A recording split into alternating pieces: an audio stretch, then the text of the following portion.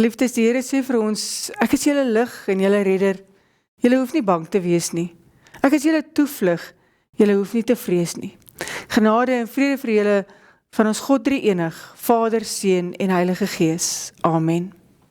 Geliefdes, ons skriflesing is vanmôre uit Psalm 139, daarvan vers 1 tot 12. U omsluit my van alle kante. Vir die koorleier van Dawid, 'n psalm. Here, u sien dwars deur my, u ken my, of ek sit en of ek opstaan, u weet dit. U ken my gedagtes nog voordat hulle by my opkom. Of ek reis en of ek oorbly, u bepaal dit. U is met al my paaie goed bekend. Daar's nog nie 'n woord op my tong nie, of u, Here, weet wat dit gaan wees. U omsluit my van alle kante, u neem my in besit. En die wete oorweldig my, dis te hoog vir my begrip. Waarheen sou ek gaan om van u gees te ontvlug? Waarheen sou ek vlug om aan u teenwoordigheid te ontkom? Klim ek op na die hemel, is u daar?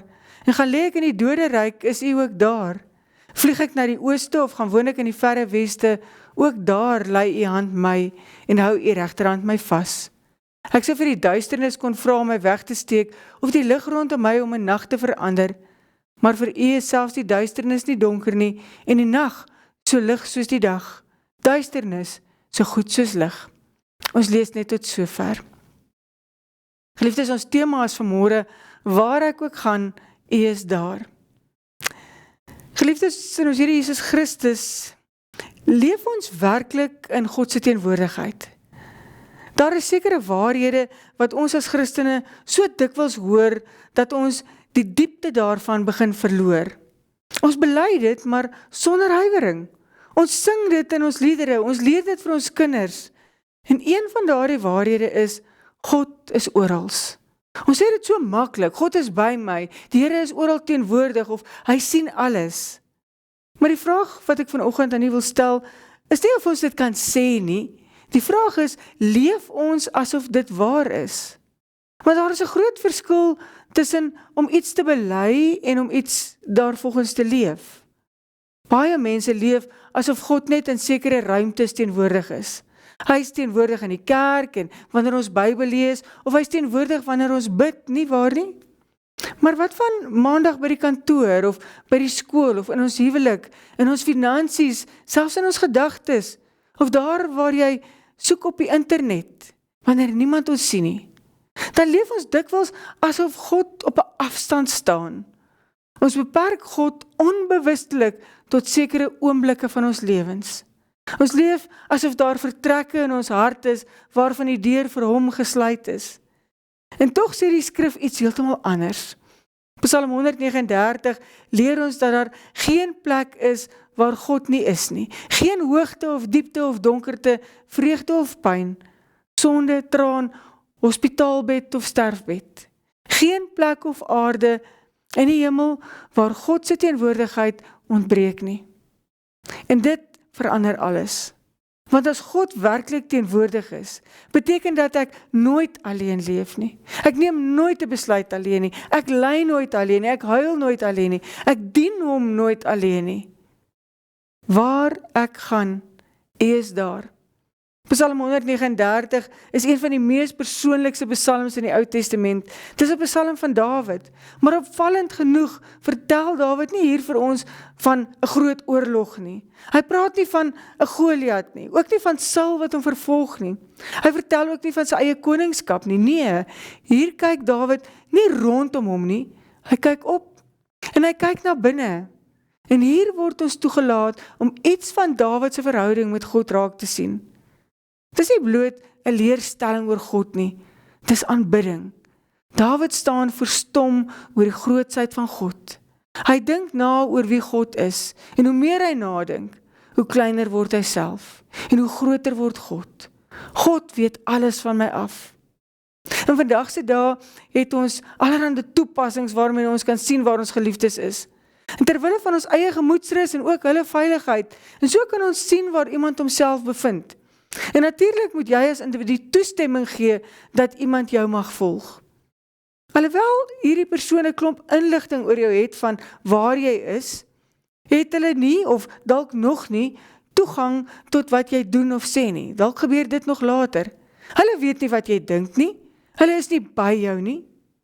Maar wanneer God sê, God weet alles van ons af, is die prentjie effe groter as 'n toepassing op jou foon. Dit is die teenwoordigheid van 'n persoon wat jou persoonlik ken. Want God ondersoek my hart en hy lei my. Want voordat Dawid sê dat God oral is, dan sê hy iets anders. Hy sê, God, U ken my. En dit is belangrik, want God se alomteenwoordigheid is nie bloot 'n kosmiese feit nie. Psalm 139 begin nie met 'n opdrag nie. Dawid sê nie, gaan soek die Here of kom nader aan God of wees getrou nie. Nee, hy begin by God. Here, U deurgrond my, U ken my. En hierdie eerste sin bepaal eintlik hierdie hele Psalm. Die woordjie deurgrond beteken veel meer as om iets net oppervlakkig te ondersoek. Dit beskryf iemand wat diep delf totdat niks meer verborge bly nie. Amper soos 'n mynwerker wat diep onder die grond afsak om 'n skat te gaan ontken, of iemand wat elke vertrek van 'n huis in diepte ondersoek.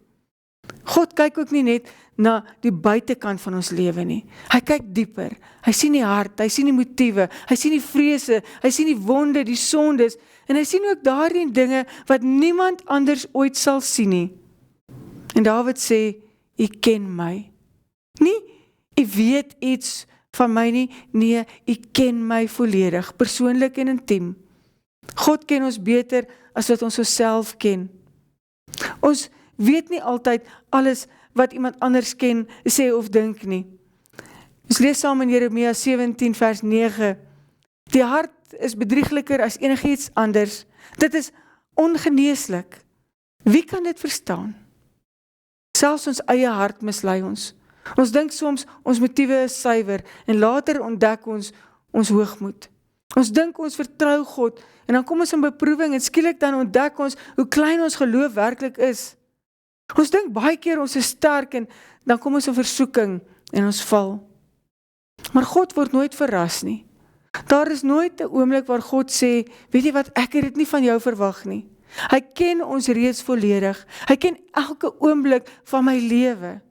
En Dawid brei hierdie waarheid eintlik verder op. Hy sê, U ken my sit en U ken my opstaan. Daar in Psalm 139 vers 2. Dit klink eintlik so eenvoudig, maar dit ontvat die hele lewe.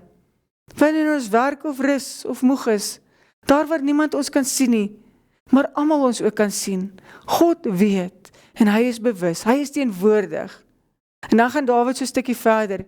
U weet wat ek dink. Selfs voordat 'n gedagte gevorm is, ken God dit reeds. Ons mense beoordeel mekaar volgens woorde en volgens dade, volgens voorkoms. Maar weet jy, God kyk dieper. Hy sien reeds die gedagte voordat dit 'n woord word. Hy sien die motief voordat dit 'n daad word. Hy sien die begeerte voordat dit 'n besluit word. En dit behoort ons eintlik nederig te maak. Maar terselfdertyd bring dit ook groot troos. Want God verstaan selfs daardie gebede waarvoor ons nie woorde het nie. Paulus sê in Romeine 8 dat die Heilige Gees vir ons intree met versigtinge wat nie in woorde uitgedruk kan word nie. God verstaan selfs die taal van ons trane. God ken elke pad wat ons loop. Vers 3 sê, of ek reis en of ek oorbly, U bepaal dit. U is met al my paaie goed bekend. Elke mens stap tog sy eie lewenspad. Sommige dae voel lig en ander dae voel swaar. Party dae loop deur groen weivelde en ander weer deur donker valleie. Sommige van julle stap tans 'n pad van vreugde. Daar's nuwe geleenthede en nuwe vooruitsigte. Maar ander stap dalk deur verlies, deur rou, deur onsekerheid, deur siekte. En miskien voel dit vir jou asof niemand werklik verstaan waardeur jy gaan nie. Maar die Here sê, ek ken jou pad. Nie net die begin daarvan nie. Nie net die einde daarvan nie. Elke tree, elke draai, elke traan en elke sug. Hy is met jou op al jou paaie en hy is bekend daarmee. God ken ons selfs ons woorde nog voordat ons hierdie woorde uitspreek. Dawid sê dan iets wat verstommend is. Daar is nog nie 'n woord op my tong nie, of U, Here, weet wat dit gaan wees, daar in vers 4. Hoeveel woorde spreek ons nie elke dag nie? Honderde, miskien duisende. Ons dink nie eers daaroor nie. Maar God ken elke woord voordat dit uitgespreek word. Elke woord van bemoediging, elke woord van liefde, maar ook elke leuen en elke skinderwoord, elke harde woord, elke stukkie onnodige kritiek, gevloek of geskel, elke woord wat iemand anders se hart breek. En Jesus sê daar in Matteus 12 vers 36, dit sê ek vir julle, vir elke ligsinnige woord wat die mens sê, sal hulle rekenskap moet gee op die oordeelsdag. En skielik besef ons, God hoor nie net wat uit ons mond kom nie. Hy ken reeds die hart waaruit dit voorkom. Paulus skryf ook daar in Romeine 5 vers 8, maar u God bewys sy liefde vir ons, juis hierin, dat Christus vir ons gesterf het, toe ons nog sondaars was. God ontdek nie later iets van jou en verander dan van plan nie. Hy het jou reeds volkome geken, toe Christus vir jou aan die kruis gesterf het. En daarom is sy liefde nie oppervlakkig nie. Dis genade, onverdiende genade. En Dawid se reaksie, wanneer Dawid oor hierdie dinge nadink, dan bars hy nie uit in vrees nie. Hy sê, u omsluit my van alle kante, u neem my in besit. En die beeld is nie 'n beeld van 'n gevangene nie, dat God ons gevangene hou nie. Dit is 'n beeld van iemand wat veilig vasgehou word, soos 'n vader wat sy kind beskerm, soos 'n herder wat sy skape oppas, soos 'n moeder wat haar kind toevou met 'n kombers op 'n koue nag. God se hand rus op sy kinders, nie om hulle te vernietig nie, maar om hulle te bewaar. En daarom eindig hierdie eerste gedeelte met hierdie verwondering. Die wete oorweldig my. Dis te hoog vir my begrip. So skryf Dawid in vers 6. Dawid erken sy beperking. Hy kan God nie volledig verstaan nie, maar hy ontbid hom. En gemeente, geliefdes, dit is tog ware geloof. Nie dat ons alles van God verstaan nie, maar dat ons hom vertrou, juis wanneer ons verstand tekort skiet. Want God, wat jou volkome ken, is ook die God wat jou nooit alleen sal laat nie. En juist daarmee gaan Dawid voort in verse 7 tot 12, waar hy die vraag vra, wat die hart van hierdie preek vorm. Waarheen sou ek gaan om van u gees te ontvlug? Waarheen sou ek vlug om aan u teenwoordigheid te ontkom? Psalm 139 vers 7 tot 12 sê, nadat Dawid hierdie eerste gedeelte van die Psalm eintlik in verwondering gestaan het oor God se alwetendheid en die feit dat God hom volkome ken, dan verskuif hy nou sy aandag na 'n tweede groot waarheid. Dit is asof hy homself afvra, as God my dan so goed ken, is daar enige plek waar ek van hom kan weggaan? Is daar enige plek waar ek aan sy teenwoordigheid kan ontkom? En hierdie vraag is nie gebore uit rebellie nie. Dawid is nie besig om 'n ontsnappingsplan te maak nie. Dit is eintlik 'n retoriese vraag. 'n Vraag waarop hy reeds die antwoord het en daarom begin hy deur te vra, waarheen sou ek gaan om aan u gees te ontvlug? Waarheen sou ek vlug om aan u teenwoordigheid te ontkom? En met hierdie woorde neem Dawid ons dieper in die hart van God se wese in. Ons bely dat God alomteenwoordig is. En dit beteken nie bloot dat God oral iets kan sien nie. Dit beteken ook nie dat hy soos 'n mystieke krag deur die heelal versprei is nie. Die Bybel leer dat God in sy volle wese oral teenwoordig is. Daar's geen plek waar hy afwesig is nie. Hy's nie net gedeeltelik hier en gedeeltelik daar nie. Die Here is volkome teenwoordig in die hemel en tergelykertyd teenwoordig by sy kinders hier op aarde. En dit is vir ons verstand te moeilik om te begryp. Ons is beperk deur ruimte en tyd. Ons kan net op een plek op 'n slag wees. As ons vandag hier by die kerk is of jy by jou huis is, kan ons nie terselfdertyd in die winkel wees nie. Maar God is nie altyd in tyd of ruimte gebonde nie. Hy is die skepper van tyd en ruimte. En daarom is daar geen afstand wat hom beperk en geen plek wat hom uitsluit nie. En Dawid probeer hierdie waarheid vir ons beskryf deur die uiterstes van die skepping te gebruik. Hy sê, klim ek op na die hemel, dan is hy daar. Of gaan lê ek in die doderyk, dan is hy ook daar. Die hemel en die doderyk verteenwoordig die grootste afstand wat Dawid hom kan voorstel. Die hemel was vir hom die hoogste denkbare plek en die doderyk die diepste. Dit is asof hy sê, selfs as ek die verste moontlike plekke sou bereik, sou ek steeds nie buite die teenwoordigheid van God wees nie. En hier moet ons mooi verstaan wat Dawid bedoel. Hy sê nie dat God oral op dieselfde manier teenwoordig is nie. Die Bybel leer dat God se teenwoordigheid op verskillende maniere ervaar word. Sy kinders beleef sy teenwoordigheid as troos of leiding of 'n stuk genade. Maar waar mense hulle teen God verset, word dieselfde heilige teenwoordigheid ervaar as oordeel. God verander nie. Die mens se verhouding met hom bepaal hoe hy God se teenwoordigheid beleef. Ons gevoelens is nie die maatstaf van God se teenwoordigheid nie. Dit is een van die grootste misverstande van ons tyd. Ons leef in 'n wêreld waar emosies dikwels as die hoogste gesag beskou word. As ek voel, dan glo ek God is naby my. As ek hom nie voel nie, dink ek hy is ver. Maar die skrif leer iets anders. God se teenwoordigheid hang nie af van my emosie nie. Hy is nie nader op dae wanneer ek geestelik sterk voel en verder op dae wanneer ek moeg of moedeloos is nie. Hy verander nooit nie, hy bly altyd dieselfde. Die Here is naby jou wanneer jou trane vloei. Hy is naby jou in die operasiesaal of agter die toedeure. Hy is naby jou wanneer die dokter vir jou slegte nuus gee. En hy is naby wanneer jy langs 'n oop graf staan. Hy is naby wanneer jy alleen in jou kamer sit en niemand weet van die stryd wat in jou hart is nie. Hy is naby wanneer jy nie eers weet hoe om te bid nie. En omdat God beloof het dat hy daar is, en God se belofte is altyd groter is as ons gevoelens. Daar gaan Dawid nog 'n stapie verder. Hy sê, vlieg ek na die ooste of gaan ek na die verre weste? Letterlik praat hy van die vleuels van die môrester en die verste plek aan die see. Vir die Israeliet was dit die uiterstes van 'n bekende wêreld. Die son kom op in die oogste en hy sak in die weste vir hulle agter die Middellandse See. En Dawid probeer sê, maak nie saak hoe ver ek reis nie, God is reeds daar.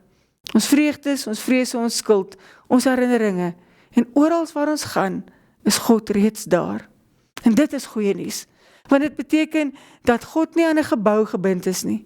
Hy bly nie agter wanneer jy 'n kerkgebou verlaat nie. Hy stap saam met jou huis toe. Hy is by maandagooggend wanneer die wekker lui, is hy daar. Hy is by die fabriek of op die plaas, in die kantore van die klaskamer, hy is langs die hospitaalwet en in die aftreeoord, in die motor op pad werk toe. Daar is geen gewone of ongewone plek waar God nie teenwoordig is nie. Vir baie gelowiges is dit 'n bevrydende waarheid. Ons verdeel ons lewe maklik in 2 dele. Hierdie deeltjie behoort aan God en daardie deel behoort aan my. Sondag is vir die Here en Maandag is vir die werk. Gebed is geestelik en die werk is wêrelds. Maar die Bybel ken nie so 'n skeiding nie. Die Here eis nie net 'n uur op 'n Sondag van jou nie. Hy eis ons hele lewe. En Dawid sluit hierdie gedeelte af met sekerlik een van die mooiste verse in hierdie hele Psalm. Ook daar lê u hand my, hou u regterhand my vas. Let op wat hy nie sê nie. Hy sê nie, ook daar sal u my dophou nie. Hy sê nie, ook daar sal u my oordeel nie. Hy sê, u hand sal my lei, u regterhand sal my vashou. Dit is die taal van 'n vader.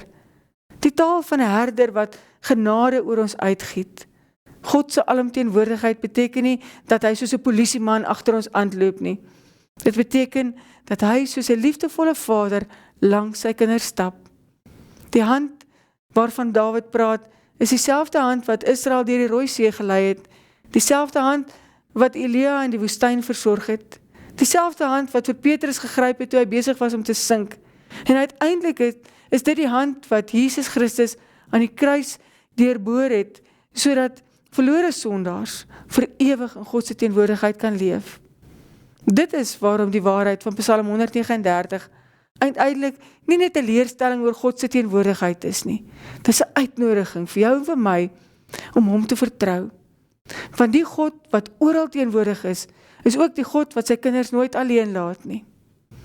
Kom ons bid nou saam. Dawid het hierdie gebed mee afgesluit in sy Psalm. Hy sê, deurgrond my God, deurgrond my hart en ondersoek my en sien tog my onruspraak. Kyk of ek nie op die verkeerde pad is nie en lei my op die beproefde pad. Amen. Here God, dankie dat U alles van my af weet, dat U my diepste wese ken. Vader, help ons om in U teenwoordigheid te leef, dat ons sal besef dat U altyd met ons is. U los ons nie vir een oomblik alleen nie. Ons loof vandag U grote naam. Amen. Ontvang nou die seën van die Here. Geliefdes van die Here, waar julle ook al gaan, God is reeds daar. Mag sy hand julle lei, sy regterhand julle vashou, mag sy lig in julle donkerte skyn en sy vrede julle harte bewaar. Die genade van ons Here Jesus Christus en die liefde van God en die gemeenskap van die Heilige Gees sal met julle almal wees. Amen.